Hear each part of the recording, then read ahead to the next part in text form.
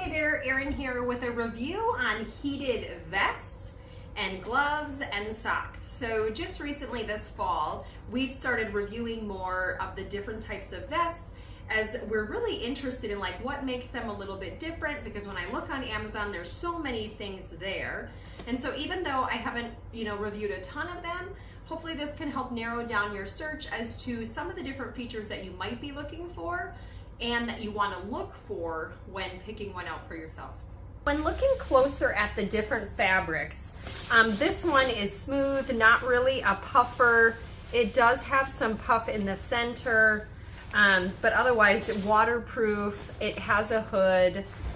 So like this one definitely I could just see as an exterior, not necessarily something you're gonna wear in layers.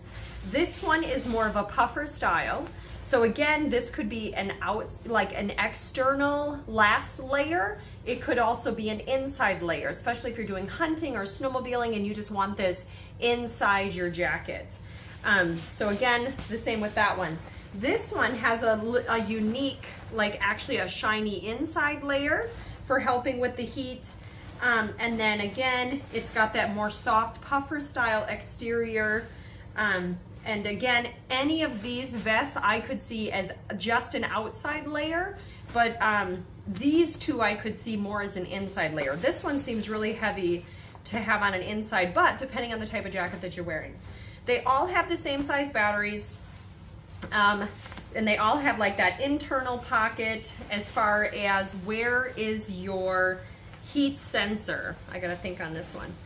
So this one has it here on the front of the vest, and you actually have 4 different settings. So that's the JUD-QT one. This one has it right here at the bottom, and you've got the back and the belly. So you've got two easy options there. And then this one has it up on the chest also, and you've got the back and the belly. And you just hold them for 3 seconds. You have 3 settings on all of them: red, white, blue. Red is the highest. A white is going to be your middle range, and blue is going to be your lowest. The other thing that we have found is if you're going to run it on high, you're probably only going to get 2 to 4 hours, 3 hours maybe on high. And the batteries do take a couple hours to charge. So keeping that in mind. So starting with the men's with a hood, and this is a large, and I typically wear a medium. But one feature that I really like about this jacket or vest, so it has extendable sides. So you can unzip the sides and get an extra 2 inches on each side. So all zipped up, the medium or the large fits me really comfortably with a sweatshirt on. But when you go to extend the sides, boy, does it give you a lot more room in the belly area. So definitely an extra 4 inches. So I like that about this one, that it has that extendable side.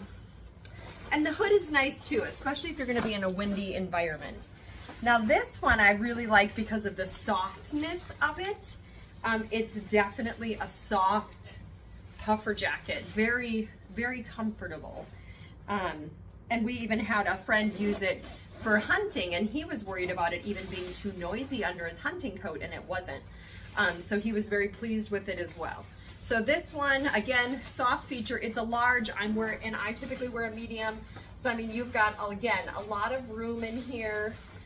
It is longer. So this one is definitely coming down lower on the midsection or on the legs. And so again, this one was the one that had the 4 different controls also on the chest. And then last, this one is an extra large with a hood. And this one has like that silver lining in the back. Very comfortable, soft. It doesn't feel very constricting. The first jacket or vest to me is a little more constricting. That's why I view it more as an outside. This one is also not as long as the middle one, but really close. And again, this is an extra large. So fits to me like a nice medium large. So this one definitely order up if you're gonna order this style. You've got your controls here. You've got drawstring for the hood. Otherwise it's puffer all the way around, very comfortable. So there's my review on those, the 3 different men's vests. When looking at the 2 women's vests, again, they have a totally different type of fabric. So this women's one has not as rough of an exterior as the guys. It's definitely soft, but it's definitely a different feel. And it's a little bit thicker too than, say, the fleece one. And so then we've got the fleece one, which I like it because they have more the female cut in how we like to wear our clothes. They're a little bit more form-fitting. And so they both also have the controls on the chest. So you've got a button for the back and a button for the front. And then this one also back and for the front. And they do have different spots at which they heat. So you'll have to kind of play around with it, you know, look at the different diagrams and see, you know, do you want your heat more in the low back and the belly, or do you want it more in the low back and then in the low back and the upper back? So few different variations, but I'll show you what they look like on. So looking at the fleece jacket, this one is a large, and I typically wear a medium. So I would definitely, if you're wanting to, you know, upsize a little bit on this one, because again, it is form-fitting. There's not a lot of room. There's a little bit, and there's a little bit of stretch, but it just depends on how tight you want it.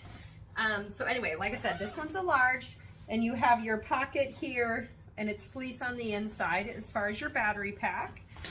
And then this one is also a large.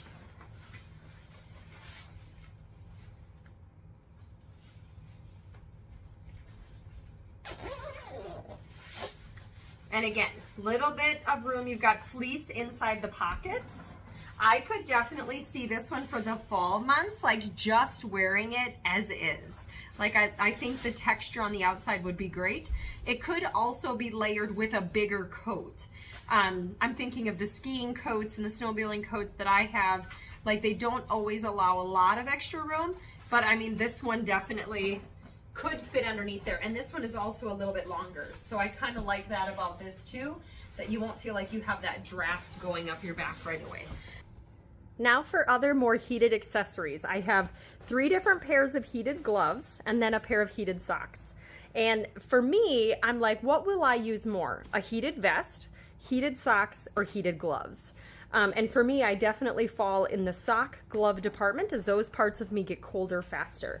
And what I really thought was cool about some of these gloves, this one, so these just have a little tiny battery pack in the glove. But what I like about this one, just to show you, so we're hunters here, and this is super handy for being able to have your fingers out and exposed. And so you could put the cap over them, stick your thumb in there if you really need to, but otherwise super nice for if you need to use your fingers but you want some heat to kind of help them stay warm. And the heat is, it feels like it's more in the palm. And then we've got this pair of heated gloves, and this is a size large. There's definitely a lot of room in there, so, but I would think of like my son's hands, who's like 6 foot, 190, he may want to go a size bigger. But you've got your control here on the front, the battery pack is up here on the top, and it's a pretty decent sized battery. Very nice and fuzzy on the inside, so it's hard to imagine needing heat, but you know, sometimes you get some really cold weather. And then this one, the Arctic one, the battery packs actually go in on the bottom, and here's actually what the batteries look like. But these have more of like a waterproof, I feel like, palm, so they're like definitely extra coated on the palm, versus this one, it's just pretty much in the pad and the fingertip. And definitely, again, I mean, I have my hand in here, but if my son was wearing them, he might find them a little tight, so definitely maybe go extra large for those, and then you can tighten it here, and it is longer. So what I like about this is if we're sledding or something, and you know, snow plow into the snow, you can definitely tighten these to keep the snow out of your shirt. But then my favorite is definitely the socks.